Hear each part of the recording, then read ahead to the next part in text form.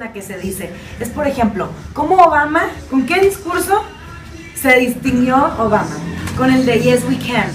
¿Cuántas veces no decimos aquí en meetings políticos sí podemos? ¿Cuál fue la diferencia con Obama esa vez? La manera, el corazón con lo que le dijo. Yo creo que por algo nos distinguimos en eso en Unidad Democrática, es el corazón, el corazón. Por algo tenemos el lema del partido de casa. Y como partido de casa, eso es lo que queremos hacerle sentir a la ciudadanía. Que somos hermanos todos, que todos somos familia, que todos somos amigos y que entre todos nos estamos cuidando las espaldas. Sí, candidatos, ¿qué es lo nuevo o diferente que los demás partidos pues, no tienen y que ustedes proponen? Bueno, en primer lugar, te decía yo, queremos ser el puente que se ha venido desmoronando, que había entre la sociedad y el gobierno.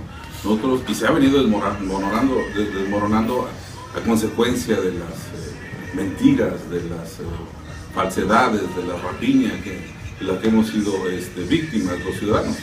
Nosotros nos queremos nuevamente formar, consolidar como ese puente una vez que alcancemos el puesto que buscamos, consolidar nuevamente como ese puente que llegue a unir a la ciudadanía con el gobierno, con la administración pública.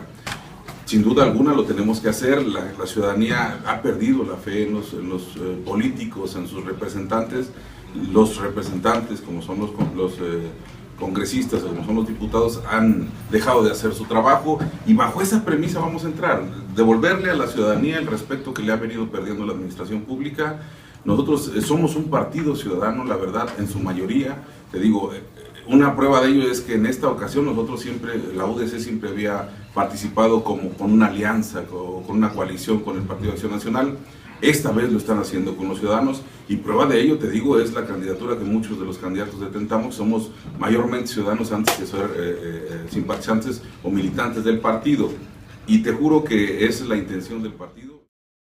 Para legislar diferente, una nueva forma de legislar. Pues. Muy bien.